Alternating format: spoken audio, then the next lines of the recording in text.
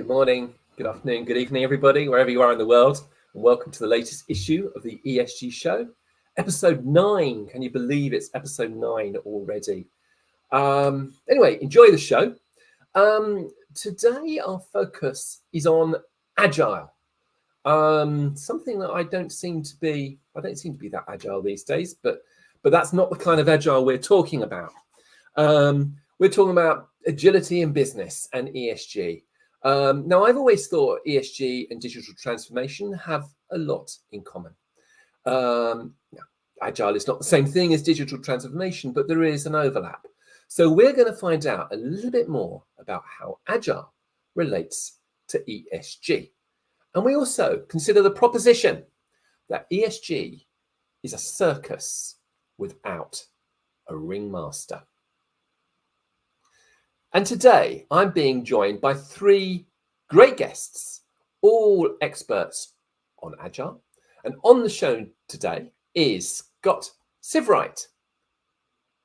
Hello there, how are you doing? Hi from Scotland.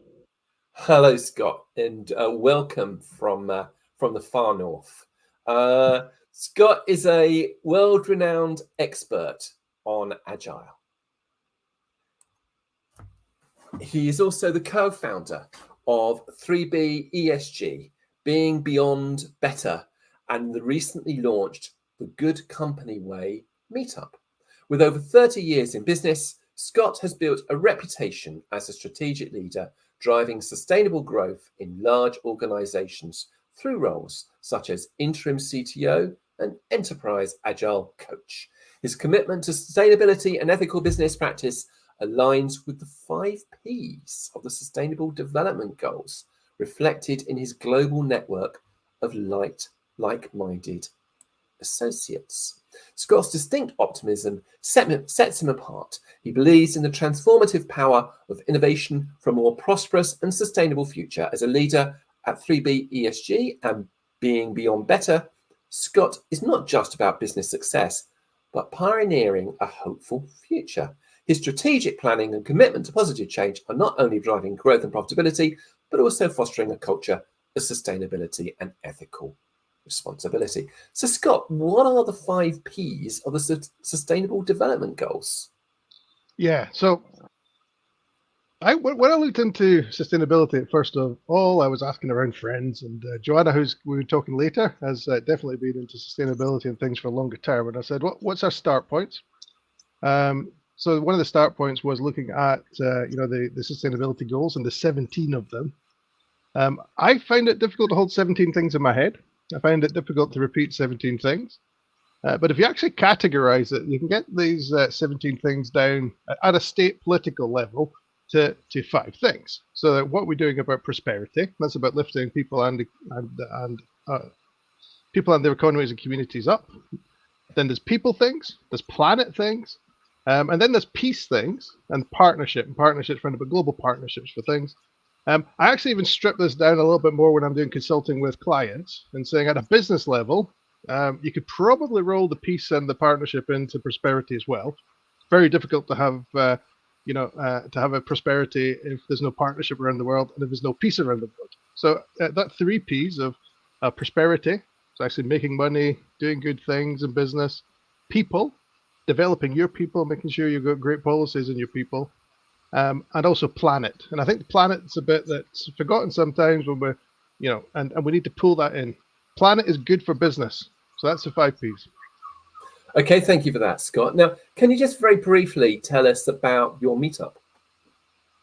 Yeah, definitely.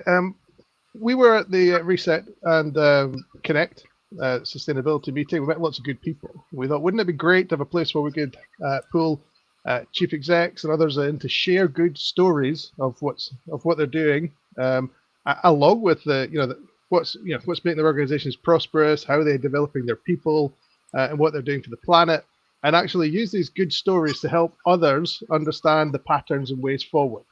Oftentimes when we talk about ESG, we talk about sustainability, and we talk about CSR, corporate social responsibility, people get blocked because they don't know what to do.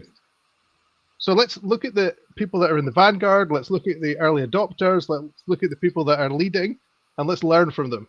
And that's the point of view of the meetup. And let's bring everyone together, share that learning, share it on YouTube, and we can share it across the world. I've got lots of connections in Africa and India and South America, and anything that we could produce in this space and they can copy or learn from for free is going to really help the world, scale this thing. Okay, thank you for that, Scott. And talking about the world, just so that you know, we have got viewers right now watching the ESG show from Uganda, Canada, Malta, Ireland, and many other locations. So welcome to you all. Also on the show today is Piotr Trajanowski. Hi, everyone. Hello, Peter. I hope I pronounced your surname correctly there. Was that correct? I'm Piotr Trajanowski. Thank you. Great. So Piotr is the founder of Resonate Digital Boutique on a mission to create effective companies serving individuals, societies, and the planet. Piotr, with colleagues at Resolute lead technological and agile transformations, deliver digital products, and help companies deal with challenges with agility. Most recently, he published a book on good companies. How can we reinvent the economy and create companies which will drive us to a meaningful future? Piotr, can you just tell us a wee bit about your book? Absolutely. Thanks for introducing me. So in my book, Good Companies, I'm sharing my vision of how to reinvent the economy and create good companies which will drive us to a meaningful future. I believe we can create intrinsically good companies and intrinsically good business, which will serve our purpose of humanity. And so in the book, I make explicit our group biases, our mental habits, and our outdated assumptions, and I invite readers to the necessary transformation to update the currently dominating understanding of the role of economy, and I present a more relevant framing of our socio-economical equation. Okay, thank you for that, Piotr. Also joining us on the show today is Joanna Masraff. Yes, hi, Michael. Thanks for having me. No, it's a great pleasure, Jo. Joanna is a seasoned Agile coach and delivery lead. She's passionate about empowering individuals and teams to be their best selves. In addition to her expertise in Agile, Joanna is also a passionate climate actionist and brings this passion to her blogs and workshops. Currently working as an Agile coach for And Digital, she derives true pleasure in helping others succeed to be the best of their abilities, while having fun and widening people's views on actionable sustainability. So, Jo, I'm going to be naughty and ask you to summarize your life's work in less than a minute. How about that? Do you think you can do that? Well, you have to start somewhere easy, right? So I've had a bit of a squiggly career path, shall we say, but starting in IT and moving into delivery and coaching. But really, part of my personal brand is that we're all superheroes. So I believe the individuality within us all, because we're made up of DNA, we come from different places, we've had different experiences in our lives. That is our superpower. That makes us all superheroes, because it's that individual perspective when brought together in a group that allows amazing things to happen. So when I coach teams and people, I ask them to be themselves, because that is their superpower, while at the same time embracing that we're human and therefore fallible, and we're going to make mistakes, and that's okay, because it's normal, and everybody does it. And in order to learn, we have to make mistakes. So yes, I'm even wearing one of my superhero t-shirts today to show you my personal brand. I'm pointing at the wrong side. That's a Black Widow t-shirt. But yes, so I've embraced, learned on my journey that all of being you is the best power that you have. Okay, thank you for that. So we're all superheroes, and hopefully we're not allergic to kryptonite either. Give us the advantage over Superman, I guess. Okay, so now we turn to that part of the show when we have a look at a couple of news stories. And there's an interesting story in internet retailing. An agile, data-rich supply chain is an essential part of any ESG strategy. Consumers are making more conscious purchasing. It says consumers are making more conscious purchasing decisions with growing evidence that they're willing to pay more for sustainable, ethical products. It's a trend perhaps best demonstrated by the growing number of retailers putting their brands through the rigorous B Corp accreditation process. Retailers measuring their ESG performance must be able to see a product's entire journey. Any business that doesn't have this level of visibility will not find it will not only find it very difficult to produce the metrics required to substantiate ESG objectives, but it can also leave organizations open to significant reputational risk in the event of, for example, an ethical issue somewhere within the supply chain. So what are your thoughts about this one then? An agile, data-rich supply chain is an essential part of any ESG strategy. Yes or no? Yeah, I'll come in.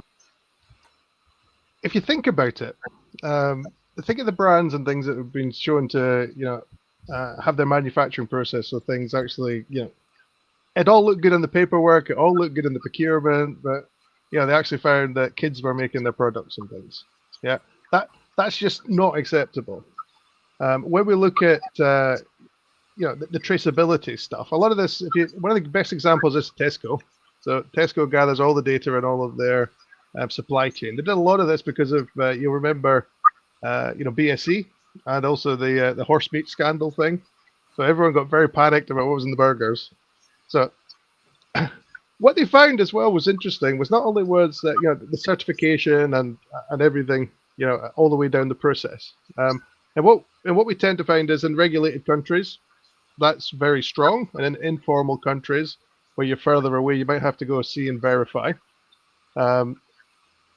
There's not a lot of third-party independent data in a lot of the world. So that's one of the things that ESG needs to try and solve as well. So how can we get access to some of the data sources, the certification and things as well. And the final bit I'll say before I kind of pass over is that all of this stuff needs to almost like be uncorruptible, so that people in the middle and people at pressure points don't feel the need to cut corners or do something. There's new procurement policies coming out that are asking everyone to look at their carbon footprint and things. It's just so that if you're bidding for work, and then you're bidding for work, you say you're going to be a net carbon, facility, production, and supply line. You really need to verify that and have that verified and agreed. And if you didn't, and you won a contract, against someone else, you're going to be open to be sued as well. So there's a whole legal dimension in here, especially through the procurement chain. And what you're seeing about how you're manufacturing, and what you're seeing about what your planet impacts are. So that's my thought. I would like to add a couple of things to this. So customer obsession and customer capitalism are like ideas that they're considered to be the strongest drivers for leading agile and healthy businesses. As Peter Drucker said, there's only one stakeholder that can fire all of us, and it is the customer. So no surprise that highly self-aware customers can have significant impact on conduct of companies, including their ESG conduct. Right? So that's on the one side. On the second thing I wanted to mention is to bear in mind that behaviors of customers represent only one side of the story. The kind of the organic side, the external force who customers are. And there's also the second side of the story, which is, I call it simply rules of the economy and the rules of business. And these are not organic, right?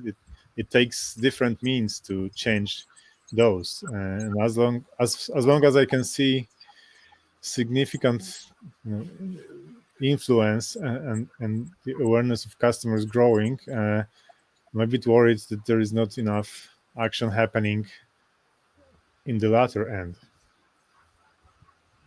And we'll discuss more of this later. Okay, thank you, Piotr. Just to build on that, one of the things I think is going to happen soon is we're going to be running out of sustainable companies or ethical sustainable companies to invest in. Yeah.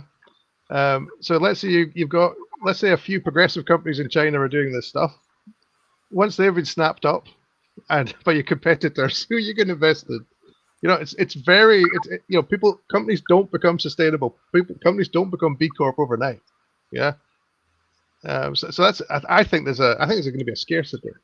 I also think it's things like forests. You know, I think ESG companies are going to run out of forest to invest in soon, just because there isn't that much supply. Yeah, it's just a theory. Okay, thank you for that. The next story we have covers actually a topic that I'm quite keen on myself, which is supply chain resilience.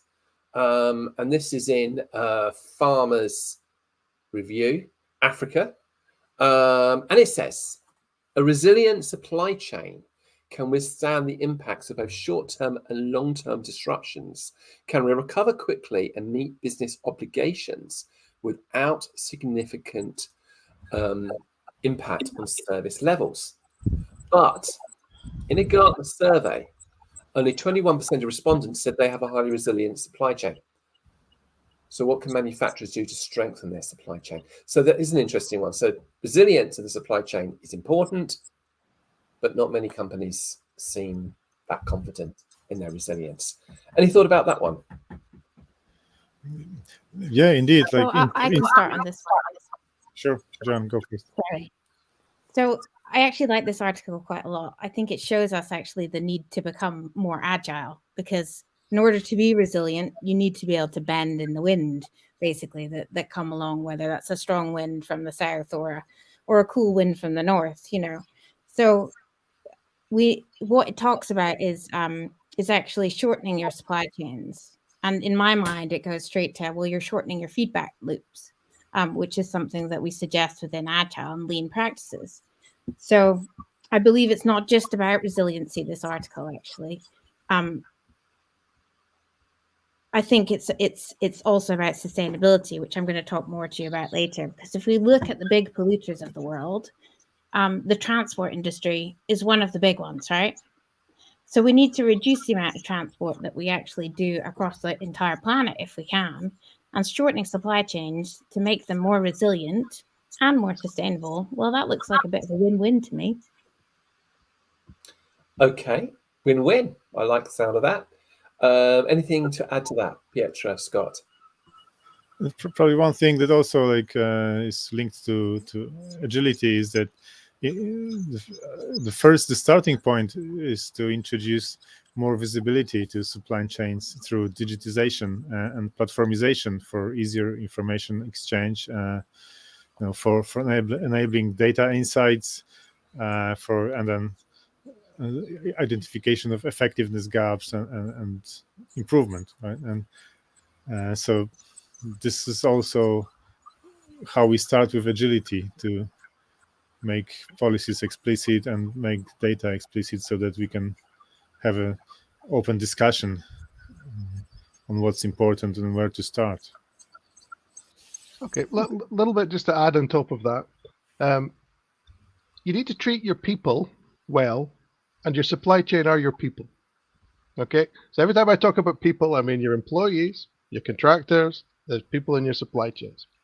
So I would suggest every major organization that is worried about food supply, and we've learned the lesson of Ukraine, where we've lost so much food production out of Ukraine, is actually to not compete with your farmers and not try and drive them down on price, but try and establish them as part of your knowledge network.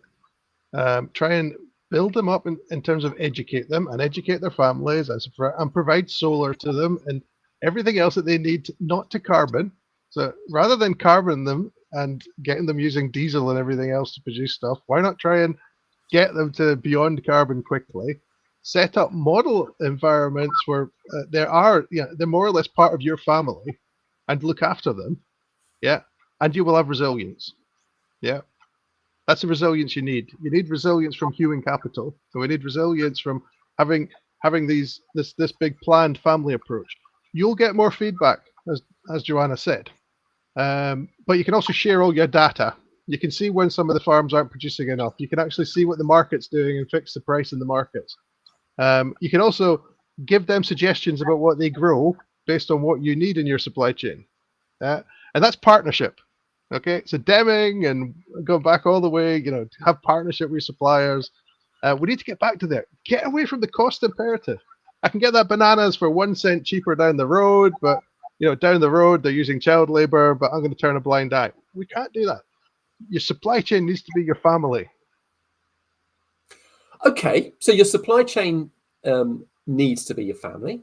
And on the ESG show, we like to think of all of our audience as a part of one big happy family, and which brings me on to a question that we've had from a member of that family. Alan Langstone has commented, I think COVID should have taught companies about resilience in the supply chain, yet most have just hurried back to a previous state, ignoring the lesson.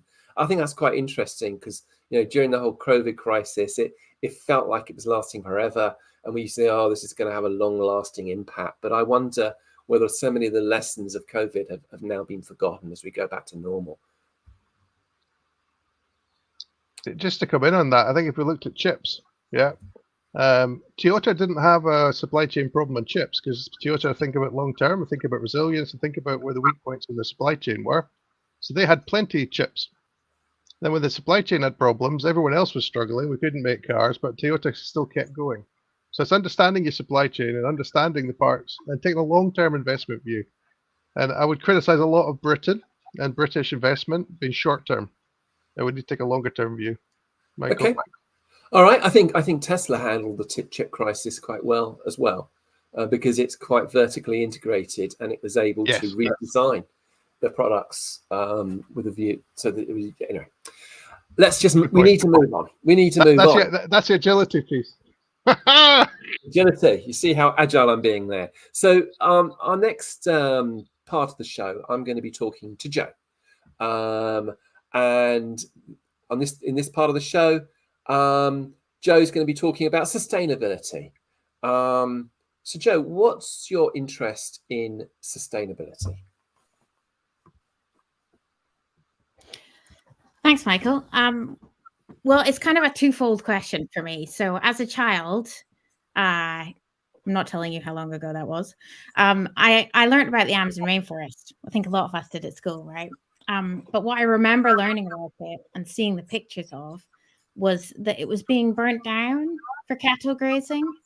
And that really upset me as a child, because I felt like the Amazon rainforest was this kind of fairy wonderland, I think, where actually it felt like we didn't know so much about it and yet we were destroying it. It just felt wrong to me. So I quickly became a vegetarian when I was 8. I lasted a week. So for most of my life, I've basically tried to find sustainable products or sustainable ways of doing things, even though it's not always been successful. But I've kept trying. So that's kind of my personal resilience and my personal mission. And even my dad, who might be watching, he was way before his time, and he actually had solar panels in the 80s, right? But he always says it's due to saving money. Sorry, Dad, if you are listening. But what it did do was it inspired me to find different ways of doing things, maybe things that are slightly outside the norm. And that inspired me to keep trying to be sustainable. And second, I had a child. And I think when you become a parent, it really does bring things into perspective with regards to how you want to leave the world to your children. Yes, well, between you and me, don't tell anyone, will you? But I've actually got 2 grandchildren now, so I don't want the world to think I'm really old. So just keep that one quiet. Don't tell anyone about that. Okay. And what does it? And how does sustainability linked to ESG in your view? So I actually think they're very much intertwined. They're just two different sides of the same coin. So when Scott talks about his 5 Ps, for example, there's big parts of them that are linked to improving the planet, but there's also linked to improving people's lives, and other things. But when we talk about sustainability, we usually think about climate change, right? About leaving the planet better for future generations. But actually, we forget that the planet is also made up of people, is made up of partnerships, is made up of how do we prosper. So this is where sustainability comes in. Is that actually the E? We've got the climate change. We've got the S, it's the social and the people side, and then we've got the governance. Because, well, in order to improve these factors, we need the governance at different levels. So to me, ESG is a framework, a rating system that was created to help companies actually be more sustainable. So it's just different levels of the same things. Now, I'm not saying that that's necessarily how it's used now, but my belief is it is in humans are good generally, and that's why it was kind of put in place to start with. Okay, that's really interesting. So it's a framework. I like that, and humans are basically good. Yeah, yeah, I think so. I think so. I don't always think that, but on a good day, I think that. And why now? Why is it so important now? So I'm not sure how much of our listeners are aware of this, but our world is really not sustainable as we are now. We can't continue to live as we do. So according to the latest IPCC report, which is the Intergovernmental Panel on Climate Change, I have to say that slowly, otherwise I trip. So according to that report, we have less than 7 years to reduce our emissions by 43% in order to meet the limit of the 1.5 degrees. So this isn't coming from me. This isn't because I'm a worrywart or just because I want my child to have as much as he can. But these are known facts from experienced climate scientists who've been in the business for a long time, right? People like Johann Rockstrom. So the limit of 1.5 degrees, we're still not going to have a world as it is now at 1.5 degrees. There's still going to be difficulties. However, I'm talking about this, I'm shouting about this now, because if we don't do those reductions, life's going to get pretty difficult, let's face it. And that's just in 7 years. We're not talking about a long, long time in the future. We're talking about starting from now and getting worse and worse and worse and worse. We're talking about food shortages worldwide. We're talking about sea levels rising to affect a huge percentage of the world's population, because they tend to live around the edges of the land masses, right? We're talking about increase in diseases. We're talking about wildfires. So everyone, everywhere, all at once, just to make a pun, needs to be acting on it somehow, which is why I call myself an actionist, because I think you need to do whatever you can, whatever that is.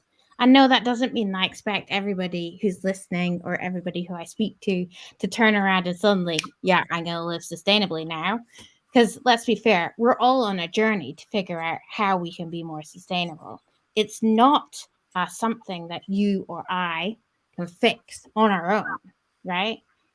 But as groups of people, as communities coming together to make a difference, as companies going on journeys to get better, then I believe that we can learn, we can always improve.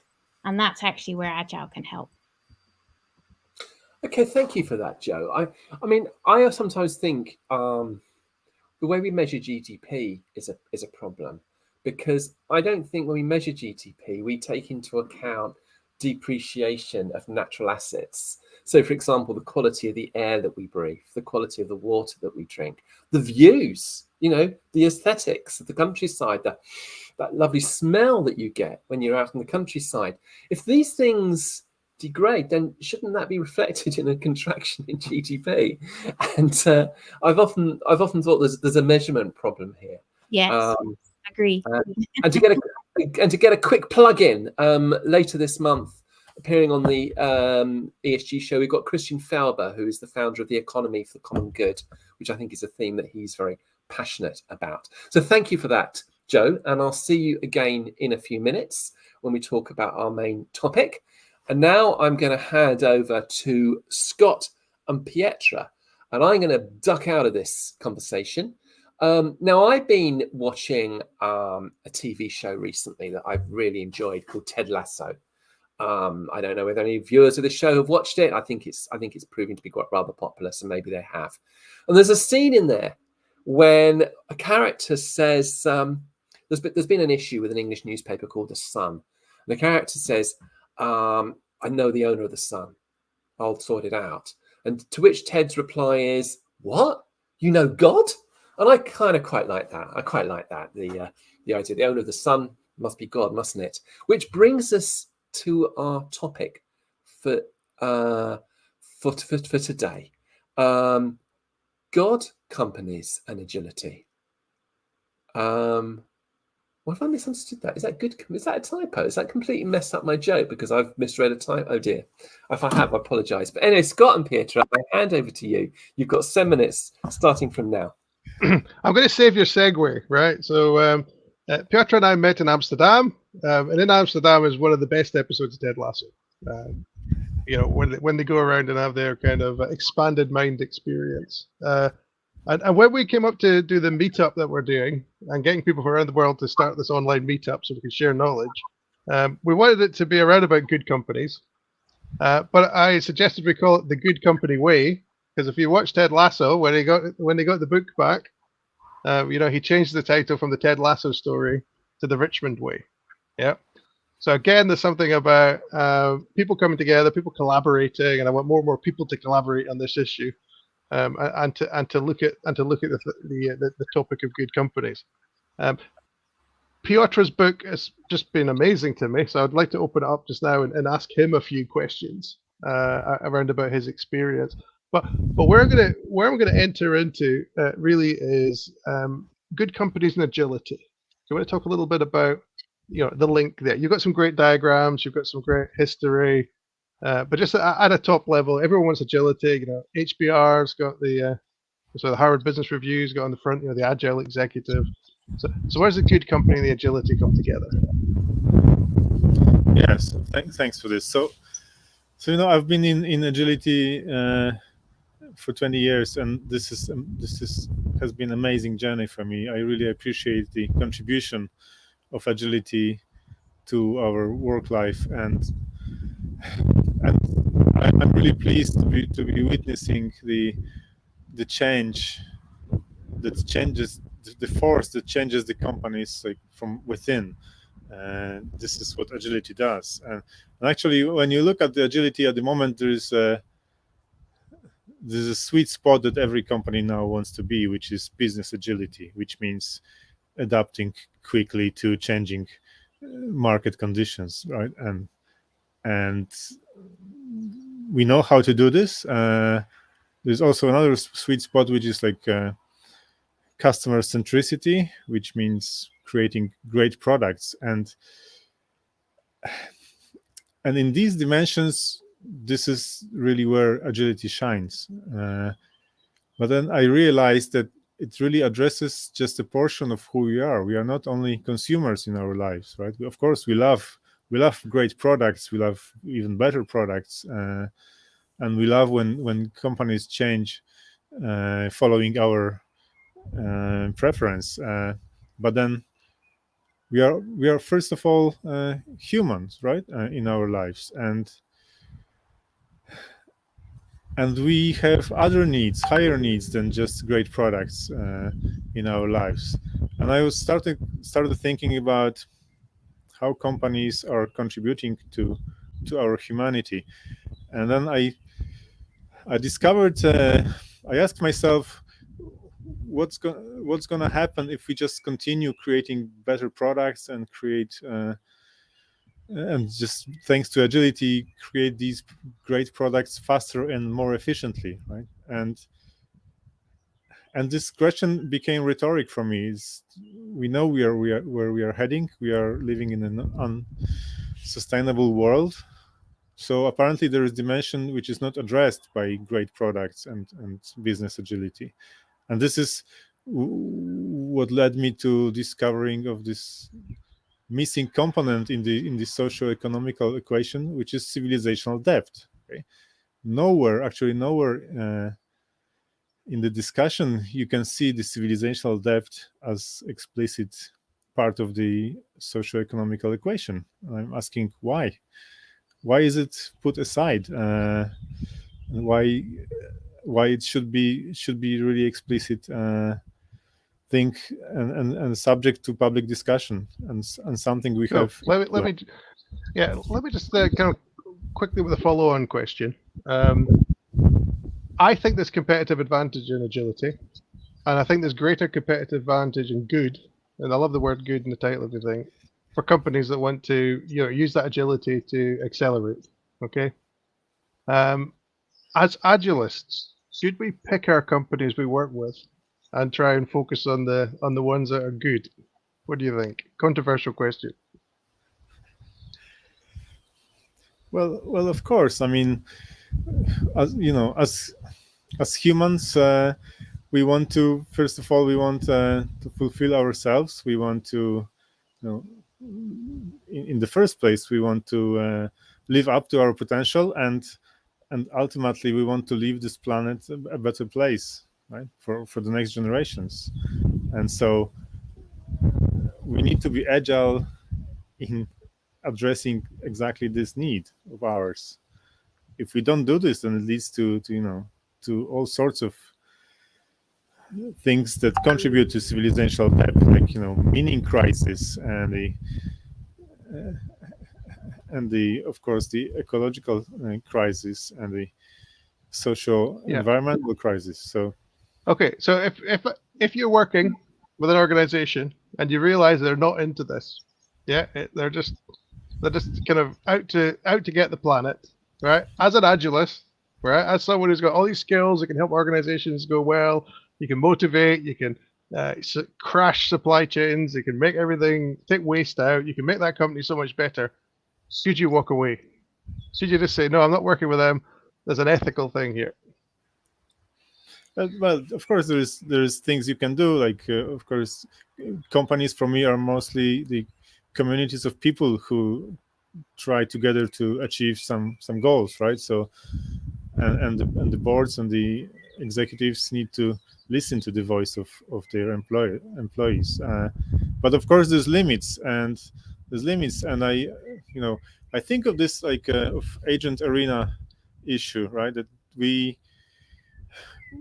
are trying to play a very beautiful game of good companies and great future for all of us, but actually this natural agenda of ours is not really fitting into the arena on which the business plays their game, right?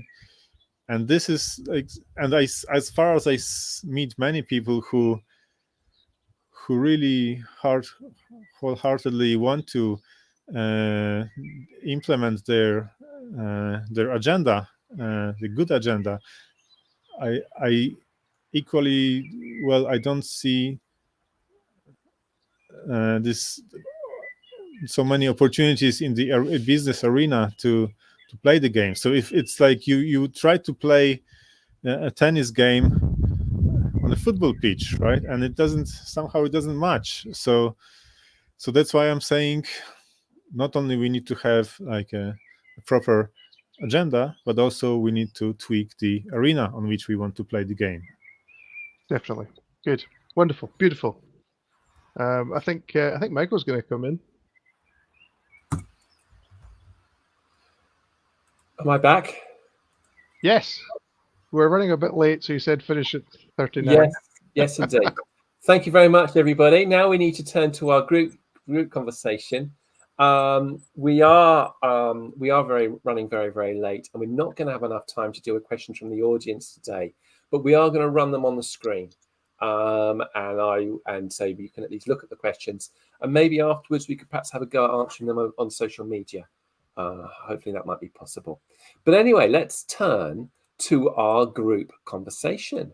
And today the theme is ESG is a circus without a ringmaster. Okay, so let's start at the beginning, shall we?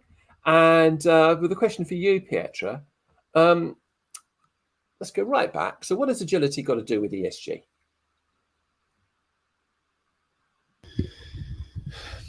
That's a good question. I think Joe was already addressing this, and Scott and myself also addressing this. So I would say that to some extent at the moment, ESG shares this agent arena mismatch, the same mismatch that we sometimes face when trying to really make our organizations even better, good companies, right?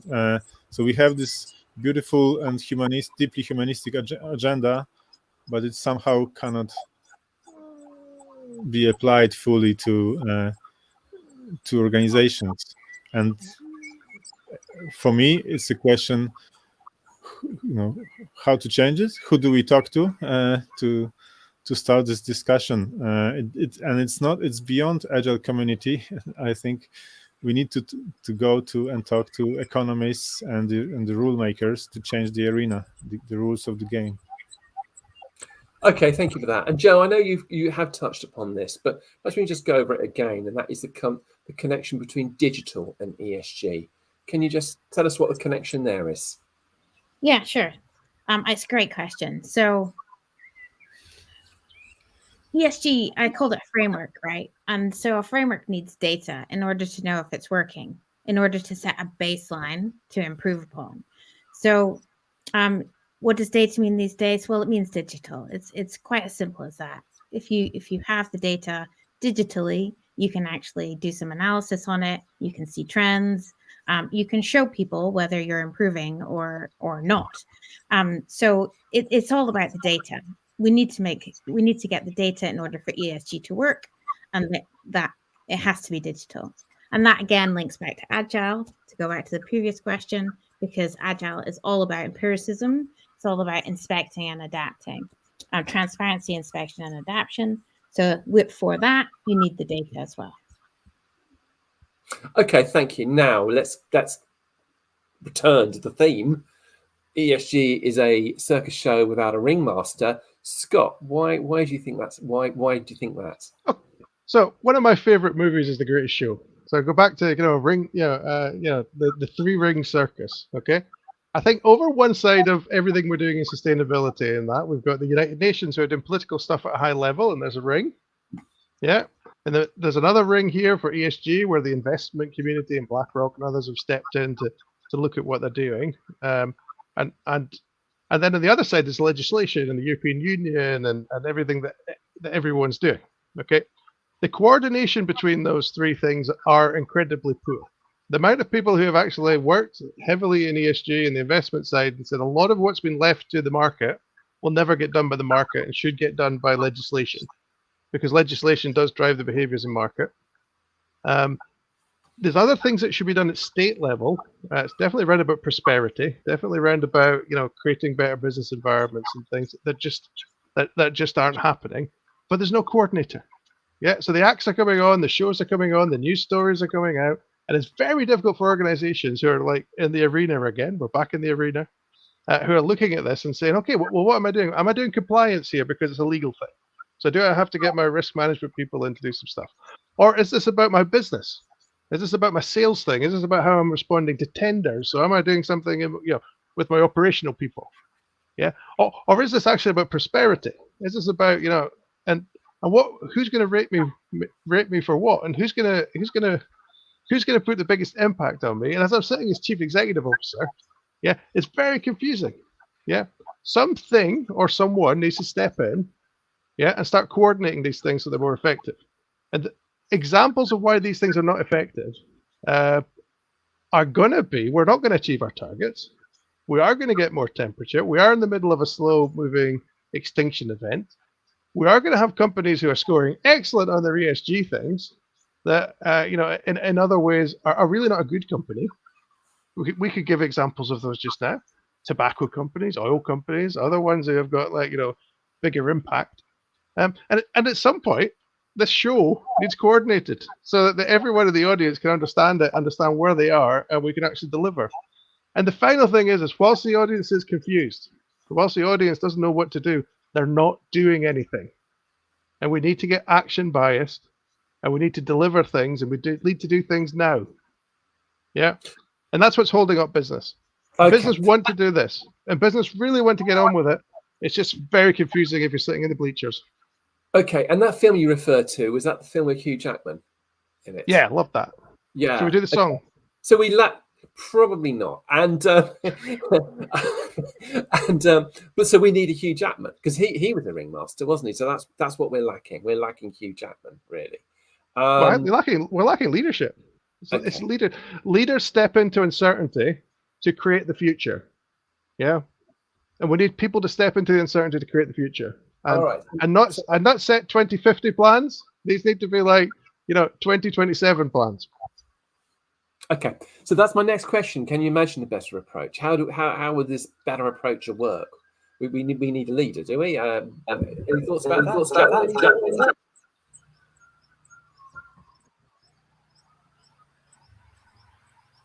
So, well, I think it's kind of been pointed out. Who is the leader? It's not actually.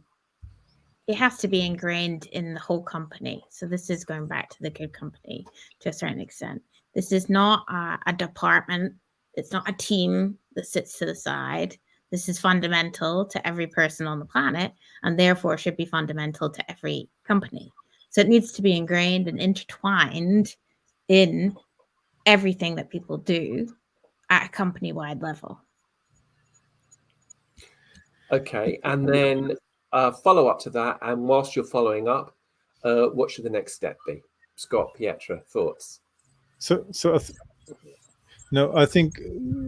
guess you know what I'll be referring to. I'll be referring to the what can we do to the arena, right? And because I strongly believe that 95% of all the wisdom should come from properly set stage, and the arena needs to really contain all the wisdom that we want to achieve through business. And so I'm really thinking about the changing or restoring societal meaning of business. If you know Professor Stefano Zamani from University of Bologna, he says that he remembers times where there were three players in this socioeconomic equation. There were governments, there was business, and in the first place there were societies.